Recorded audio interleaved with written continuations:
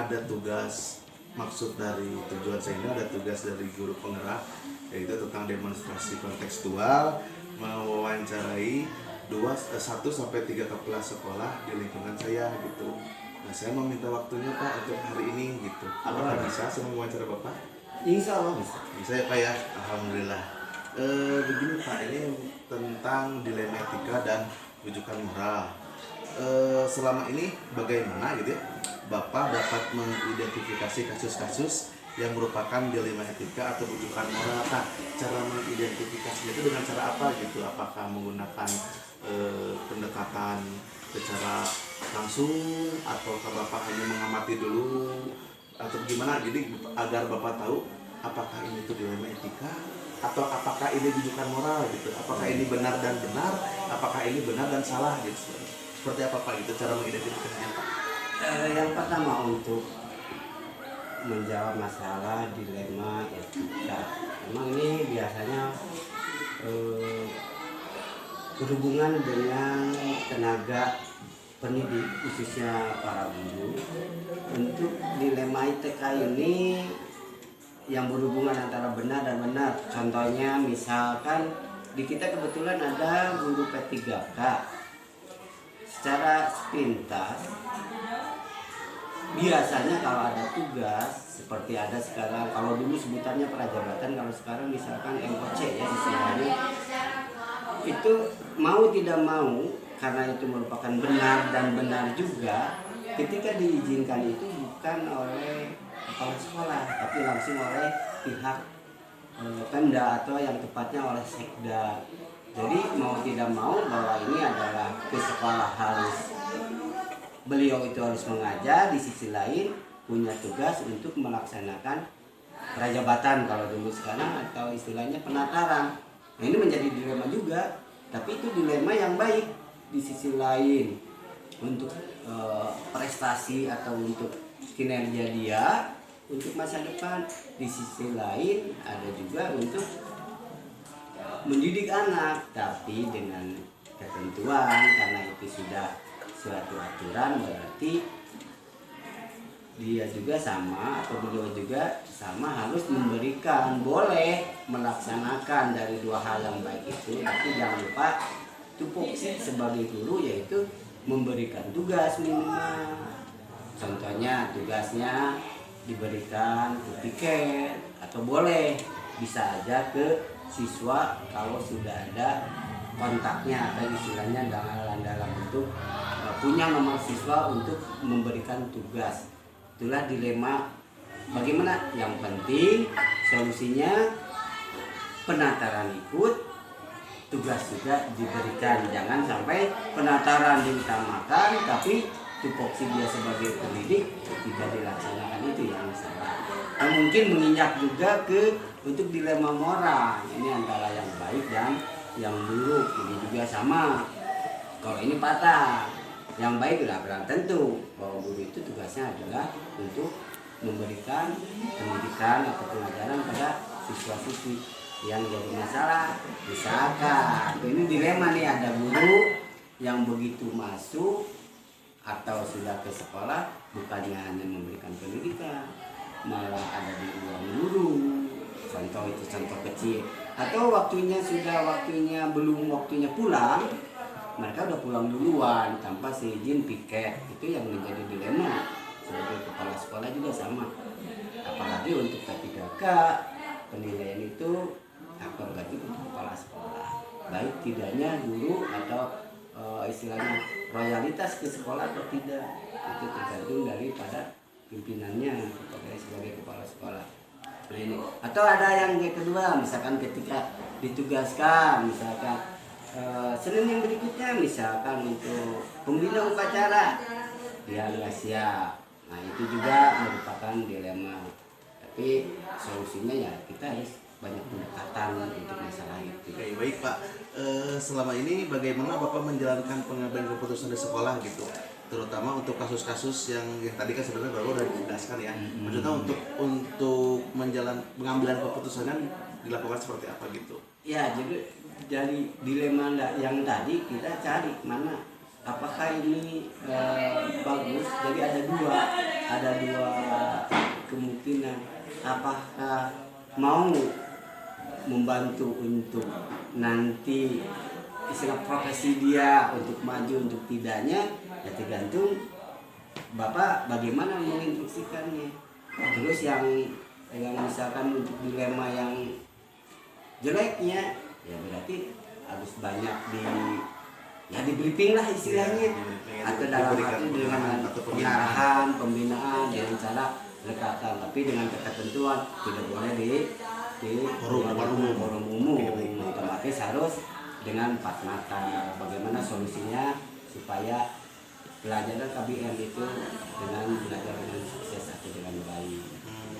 Kalau langkah-langkah prosedurnya berarti tadi sudah dijelaskan ya, prosedurnya seperti itu. Jadi lebih diajak ke ruangan bapak, jadi tidak ditindak dalam bentuk forum. Oke, hal apa saja Pak yang selama dianggap efektif gitu dalam pengambilan keputusan pada kasus-kasus dilematika yang Bapak anggap efektif? Mungkin tadi kan Bapak berbicara tentang diklat MOEC, tapi di satu sisi itu sudah ada keputusan dari Sekda untuk mengikutinya tenaga guru, sedangkan di sisi lain siswa harus ada guru harus ada yang mengajar di sekolah juga kan, supaya siswa juga tidak tertinggal, sehingga keberpihakan pada murid ini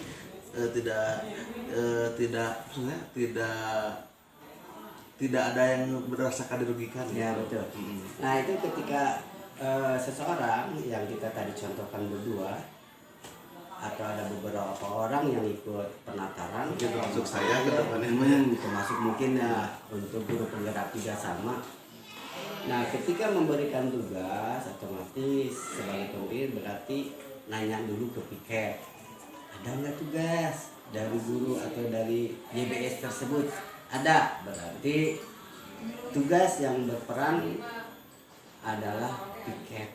Makanya piket mungkin memberikan tugas yang telah diamanatkan oleh YBS tersebut atau orang yang mengikuti prajabatan itu atau penataran tersebut. Misalkan contoh Pak Agung sekarang ketika ada ada Zoom untuk P3K untuk guru penggerak, otomatis berarti Pak Agung tidak bisa untuk melaksanakan KBM. Otomatis ada tugas itu mungkin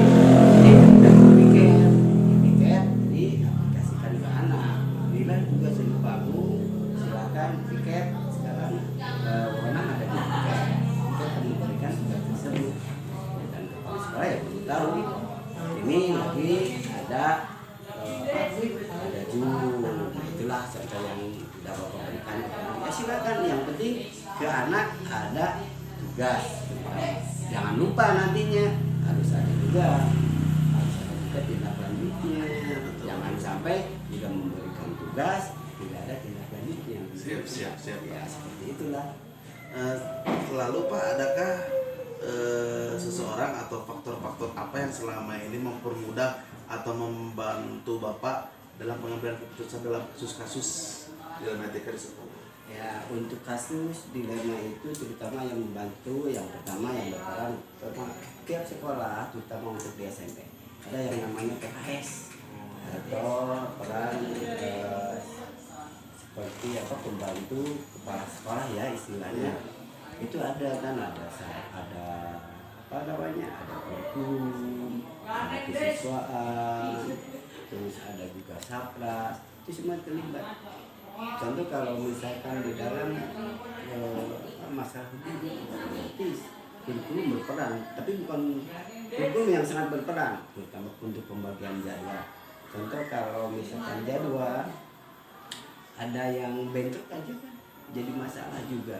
Apalagi ketika itu jadwal tidak dibikin, ada juga misalkan harus seperti yang sekarang ini tidak tahu kan situasi, tahu-tahu ada harus MOC. Kalau tahu kan kurikulum udah diantisipasi. Betul. Nah, berarti kepala sekolah mengalihkan tugas itu terutama ke P, atau ada misalkan yang mau guru ikut mengimpanya, itu lebih bagus lagi. Nah, kadang-kadang kepala sekolah sebetulnya harus ketika kosong nggak ada ya ikut terlibat ke kelas, bukan hanya piket aja. Dari semua yang telah disampaikan, pembelajaran apa yang didapat dari obrolan kita hari ini? Nah, ini jelas Pak. Yang jelas untuk terutama untuk kasus tadi yaitu tentang bujukan moral.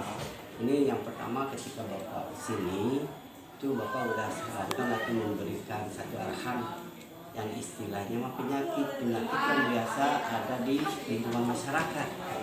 Istilahnya itu adalah penyakit kudis. Apa semua orang sambil bertanya apa itu kudis? Kudis istilah adalah penyakit, padahal kudis itu adalah singkatan atau bisa dari kepanjangan kudis itu adalah kurang disiplin. Makanya ini juga suatu pertanyaan yang Bapak menginspirasi untuk kembali lagi mengingatkan apa itu kudis. Kudis itu yang pertama adalah kurang disiplin, berarti antara guru siswa itu dibenahi dalam kedisiplinan. Kalau sudah disiplin, insya Allah akan juga berjalan dengan lancar. Yang berikutnya yaitu tentang kurang rapih. Kudis kurang disiplin, lalu kurang rapi. Rapinya dalam apa? Administrasi. Nah ini ada contoh lagi nih, dilema juga. Kalau administrasi kan biasa dituntut setiap mau KPM berarti harus ada administrasi, Perencanaan. berarti perencanaan, berarti harus rapi di bidang perencanaan. Nah terus ada lagi yang dinamakan dengan kurangnya teliti. Kurang teliti dalam arti bahwa kita harus selalu mengevaluasi hasil dari proses pembelajaran, harus evaluasi ya adanya proses, adanya tes akhir, atau mungkin di dalam penyakit ini yang biasa suka berada diambil di setiap sekolah itu dikarenakan oleh apa? Kudis itu oleh kumannya berarti kurang iman, tapi yakin kalau imannya baik berarti cara pembelajarannya, cara kedisiplinannya, cara ketelitiannya pasti bisa bagus kalau betul-betul keimanannya bagus. Nah ini maka di sini yang pertama Bapak tadi ungkapkan itu tentang penyakit kudis itu yaitu kurang disiplin, kurang rapi maupun kurang teliti itu harus dibentuk atau harus dibenahi gitu dari setiap sekolah. Alhamdulillah Pak. Makanya kita kebetulan udah ganti nama yang tadinya dari Saklatul Babakan menjadi Soreang 4 atau istilahnya adalah seorang senior di sini menyatakan udah Pak singkat aja dengan Sorpat. Oke, itulah Sorpat nggak apa-apa, tapi Bapak punya kepanjangannya. Sorpat itu artinya dari SAESORPAT itu punya makna tersendiri. Itu Sorpat itu yaitu selamat orang yang ramah, yang patuh, amanah dan takwa pasti akan berhasil. Nah itu kesan yang harus Pak Bung pegang bahwa Sorpat itu bukan hanya Soreang 4, tapi selamatlah orang ramah, patuh, amanah dan takwa. Itu. Pak, terima kasih atas waktunya Pak. Ya. Semoga kegiatan ini bermanfaat. Assalamualaikum warahmatullahi wabarakatuh. Assalamualaikum warahmatullahi wabarakatuh Ibu. Saya Agung, saya alumni dari ST Bojongkoneng juga. Dalam rangka kali ini saya ada tugas dari guru penggerak harus mengerjakan tentang demonstrasi kontekstual. Nah ini berhubungan dengan wawancara 3 kepala sekolah. Nah diantaranya Ibu yang saya pilih. Apakah Ibu bersedia untuk saya wawancari hari ini? Oh baik Ibu, langsung kita ke pertanyaan yang pertama aja. Selama ini bagaimana Ibu dapat melihat atau mengidentifikasi kasus-kasus yang merupakan dilema etika atau bujukan moral yang tadi atau benar, antara benar atau salah, seperti apa gitu Ibu melihat kasus di sekolah? ke sana kepada tendiknya atau kepada teknik, seluruh kepada guru atau kepada siswa. ya tenaga pendidikan dan pendidikan ya siswanya satu Boleh ya. siswa. Di sini misalnya begini ya, karena ini aturan-aturan terus disepakati bersama guru. Nah, komitmen di sini sekolah itu masuknya jam berapa? Misalnya begitu ya. Di sini jam 7.30.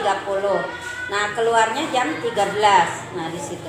Ternyata ada hambatan-hambatan. Tetapi hambatan itu misalnya dikomunikasikan dulu apa hambatannya, menjadi apa? Suka datangnya telat itu menjadi apa, tetapi di situ berbagai segi, terutama misalnya ada yang punya anak kecil, misalnya si tenaga pendidikan itu. Nah, solusinya bagaimanakah? Saya secara pribadi atau secara kekeluargaan, saya dilihat dulu, pertama, kedua, ketiga, tidak mengejas begini. Ini kan aturan harus disepakati. Tetapi saya di sini sebagai pemimpin, tetapi ada rasa kemanusiaan, yaitu melihat punya anak yang kecil itu. Nah, itu yang pertama ya itu. Nah, itu. Terus yang kedua ada yang anak. Nah, siswa itu, jadi itu siswa itu mencontoh kepada tenaga pendidikannya. Tenaga pendidikannya kalau datangnya jam 7 di sini aturannya jam 7.30, tetapi si tenaga pendidikannya memberi contoh jam 7 lebih, mungkin anak itu bisa mencontoh ke sana.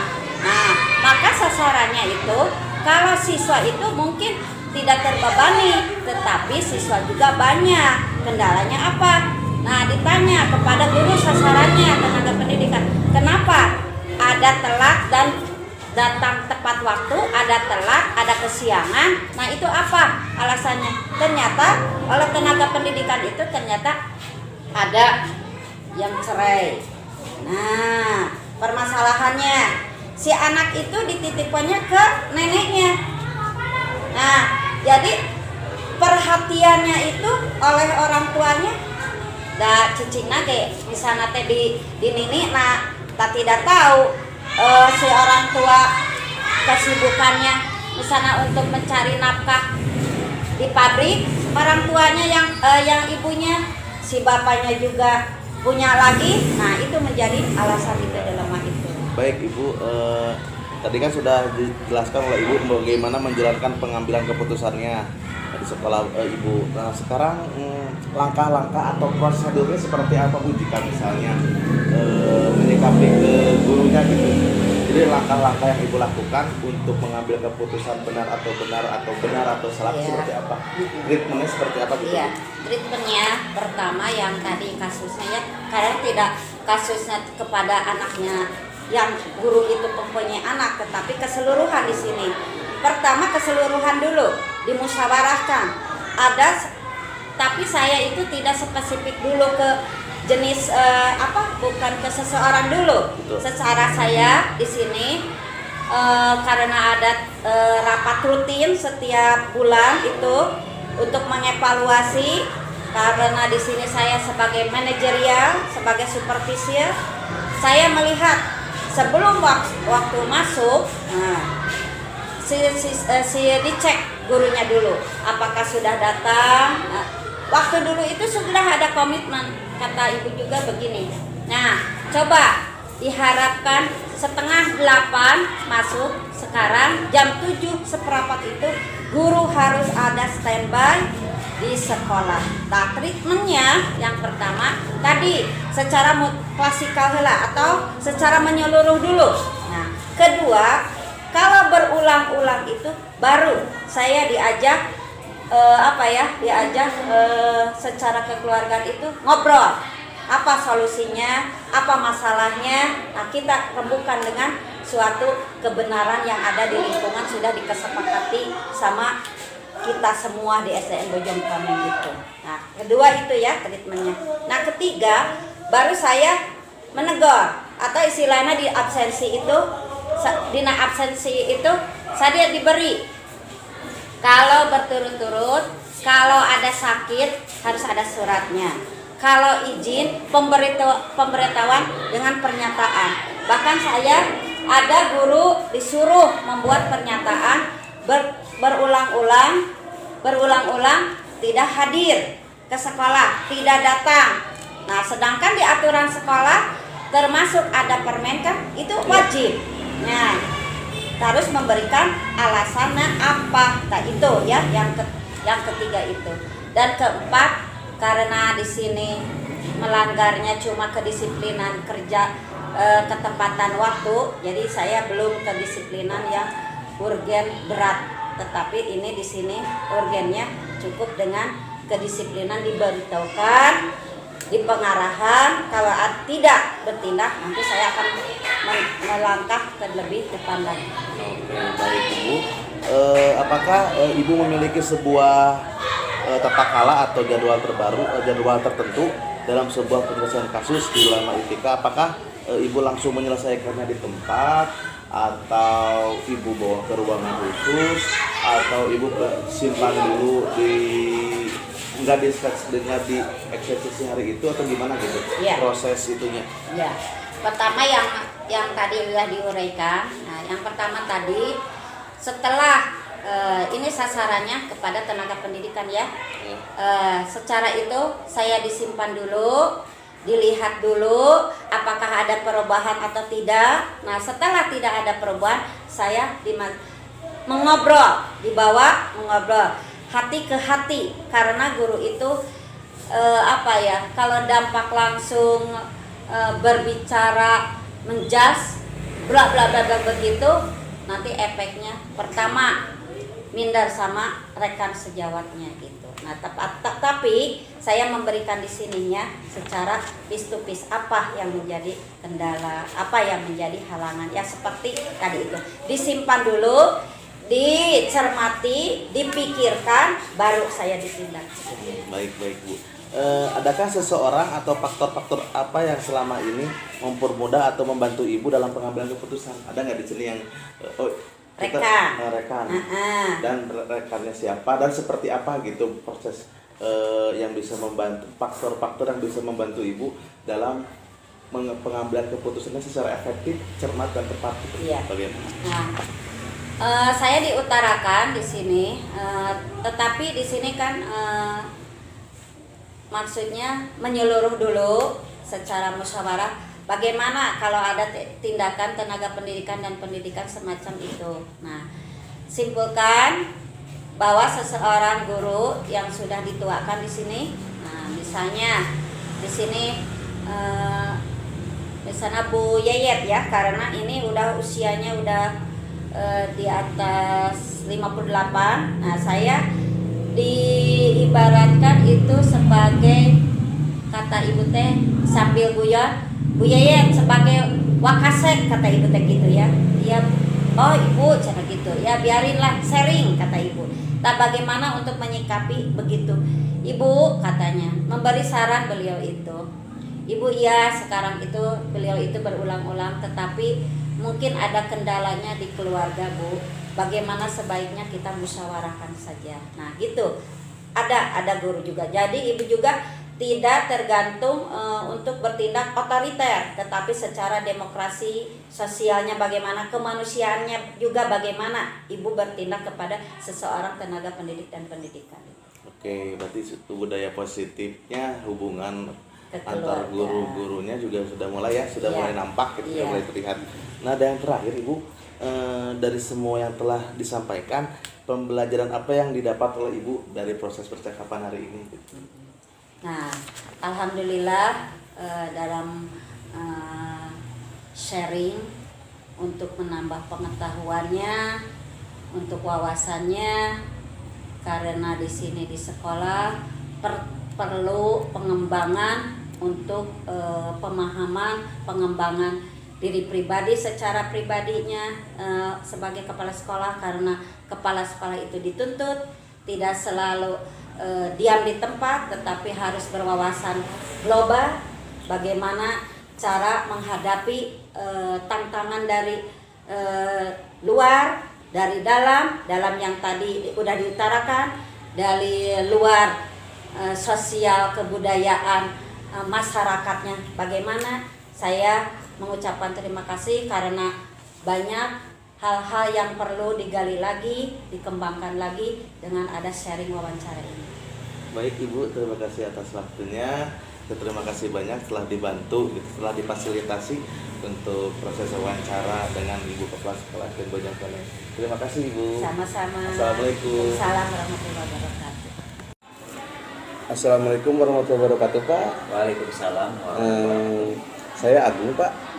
Bolehkah saya mewawancarai dengan Bapak hari ini?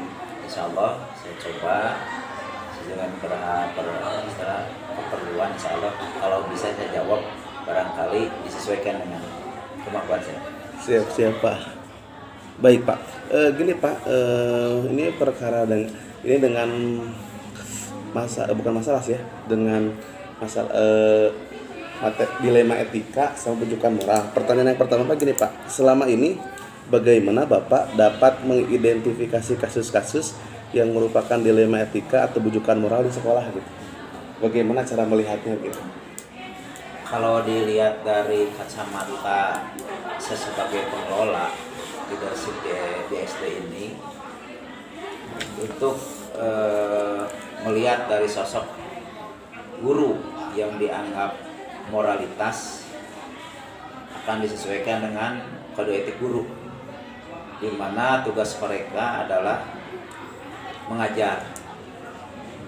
Nah, sesuai dengan ketentuan tersebut, jika guru tersebut ada halangan dalam koridor secara normal, apakah dia sakit atau tidak, itu masih bisa dikatakan beretika.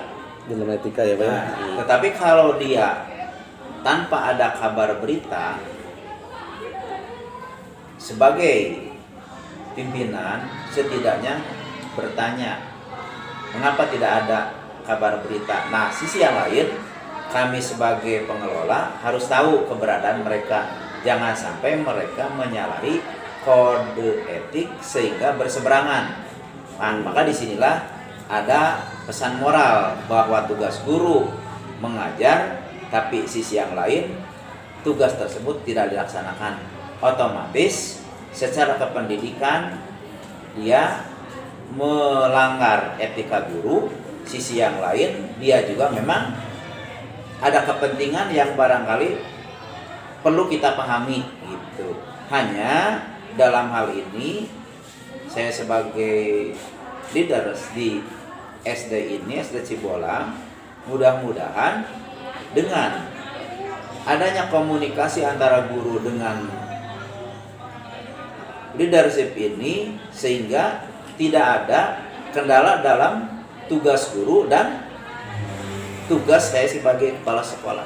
Sehingga terjadilah hubungan yang harmonis dan bisa menempatkan posisi mana dia kode etik yang harus benar-benar dipegang dan mana dia juga harus memegang amanah dari pemerintah. Jangan sampai berseberangan, jangan sampai melanggar moralitas. Iya. Gitu Pak. Oke. Baiklah Pak, pertanyaan yang kedua, bagaimana Bapak menjalankan pengambilan keputusan di sekolah, terutama untuk kasus-kasus yang dimana ada dua kepentingan yang tadi Pak? Gimana cara Bapak menjalankan pengambilan keputusannya seperti apa gitu?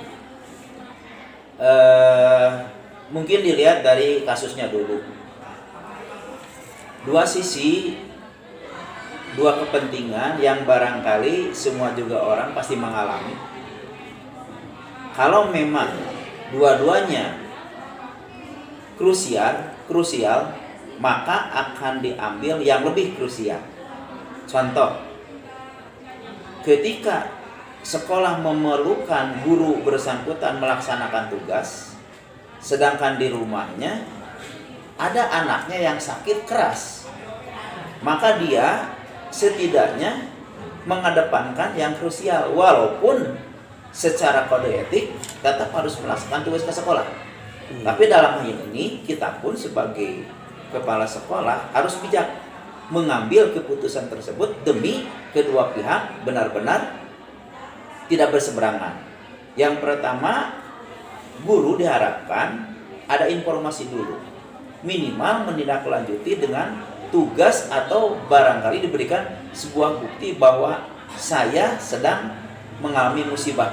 Maka hal itulah tindakan kami sebagai kepala sekolah untuk memposisikan mana yang krusial, mana yang lebih krusial. Barangkali sih. Terima kasih Pak.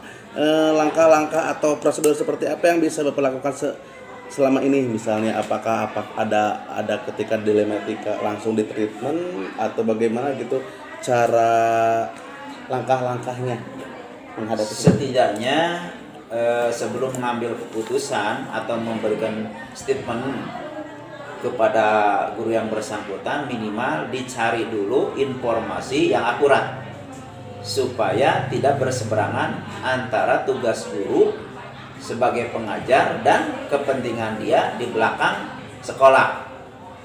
Kejujuran seseorang itu relatif.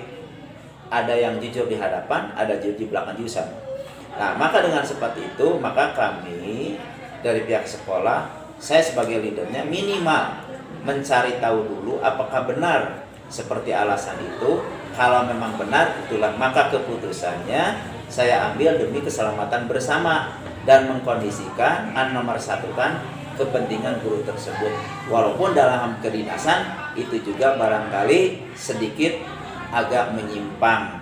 Nah, dalam hal ini setiap keputusan yang diambil oleh pimpinan harus mengedepankan dua sisi. Sisi yang lain sebagai tugas pokok dalam dunia pendidikan, sisi yang lain untuk kesejahteraan karyawan sendiri dan keluarganya.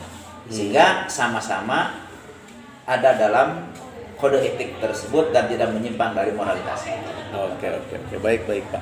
Hal-hal apa saja yang selama ini Bapak anggap efektif dalam pengambilan keputusan pada kasus-kasus tersebut? Setidaknya ada komunikasi antara pimpinan dengan guru, sehingga jika ada kendala kami bisa bermusyawarah setidaknya dengan guru bersangkutan atau dengan rekan guru tersebut, sehingga tidak ada terjadi gap di antara sesama guru atau dalam hal cemburu, seolah-olah ada penomorsatuan. Nah, dalam hal ini kami sebagai pengelola di sini SD barangkali dengan hal itu untuk meminimalkan segala kebijakan yang saya ambil demi kepentingan pendidikan, khususnya umumnya demi kelangsungan termasuk karyawan-karyawan atau guru-guru yang ada di lingkungan SD Cipolang ini. Oke, baik Bapak. Apakah Bapak memiliki sebuah tata cara atau jadwal tertentu dalam sebuah penyelesaian kasus gitu? Apakah misalnya ketika ketemu kasusnya antara dilematika dan bujukan moral itu, apakah langsung ditindak atau diamati dulu atau misalnya langsung dibawa ke ruangan Bapak gitu dalam proses penyelesaiannya? Langkah pertama yang saya tindak lanjuti dari peristiwa tersebut, minimal komunikasi kepada guru yang bersangkutan. Kedua, minta informasi rekan sejawatnya. Setelah sekian hari sesuai dengan rencana dan disesuaikan dengan kasus tersebut, baru saya menindaklanjuti secara personal. Guru tersebut dibawa ke ruangan dengan cara komunikasi, sehingga apa yang dia rasakan bisa kami mafhumi dan kita tindak lanjuti untuk kelangsungan keharmonisan antara guru dan kepala sekolah, sehingga terjadilah hubungan yang harmonis antara guru dengan kepala sekolah. Dan kepentingan itu yang diselaraskan dengan kepentingan umum, di mana kepentingan pendidikan terlaksana dan kepentingan yang bersangkutan pun terpenuhi, sehingga tidak ada gap antara kepala sekolah dan guru. Itu barangkali. Baik Pak. Adakah seseorang atau faktor-faktor apa yang selama ini mempermudah atau membantu Bapak dalam pengambilan keputusan gitu? Setidaknya rekan guru yang bersangkutan yang dianggap senior atau yang memiliki kapabilitas sebagai pemberi masukan itu yang dijadikan sebagai standar untuk menyelaraskan antara kepentingan saya sebagai pengelola untuk menindaklanjuti hal itu supaya antara guru dengan kepentingan sekolah selaras dengan bantuan dari temannya dianggap senior, sehingga semua guru terangkul bisa memberikan salah satu solusi memecahkan masalah, sehingga nanti orang tersebut pun bisa memberikan satu gambaran kepada keseluruhan, sehingga semua guru tahu hal itu barangkali perlu dilakukan oleh semua orang. Jangan sampai kepentingan sekolah dinomor duakan setelah kepentingan pribadi. Maka utamakanlah kepentingan umum di atas kepentingan pribadi secara umum. Kalau secara krusial yang tadi, utamakan yang lebih krusial dan saling yang paling urgen itu barangkali. Urgensinya ya. Dari semua yang telah disampaikan, pembelajaran apa yang gitu yang Bapak dapat dari percakapan hari ini gitu Pak? Ya, untuk kegiatan ini setidaknya ada sebuah ungkapan dan ada suatu pesan. Yang pertama, pesan moral khusus bagi saya sendiri, harus bisa menempatkan saya sebagai leader dan pengelola sekolah ini minimal memberikan sebuah contoh keteladanan, sehingga akan dijadikan sebagai titik tolak keberangkatan mereka menganggap bahwa sebagai manajer. Yang kedua, dengan adanya komunikasi ini setidaknya bisa membuka cakrawala baru dan bisa menindaklanjuti jika ada hal-hal atau peristiwa atau kejadian yang barangkali serupa dengan ini, sehingga kami bisa menyelesaikan baik secara personal atau melalui komunikasi bersama dari semua jajaran personil yang ada di SD ini barangkali seperti itu. Baiklah Pak, tanpa terasa waktunya juga sudah beres akhirnya. Terima kasih atas waktunya Bapak. Sama-sama, insya Allah mudah-mudahan bermanfaat. Amin amin ya Allah. Amin. Kalau ada kesalahan itu barangkali hal yang saya ungkapkan sebagai manusia yang tidak lepas dari kesalahan. Ya. Kalaupun itu yang benar, mudah-mudahan jadi pembelajaran khusus bagi saya sendiri atau bagi orang lain yang bisa menyimak atau meliput percakapan ini. Khusus bagi saya, semangat untuk membangun kode etik guru semua pihak sehingga pendidikan maju, utamakan kepentingan umum daripada kepentingan pribadi. Amin amin amin. Terima kasih Bapak. Ya, selamat kita bertemu lagi di lain waktu. Insya Allah. Assalamualaikum warahmatullahi wabarakatuh. Waalaikumsalam warahmatullahi wabarakatuh.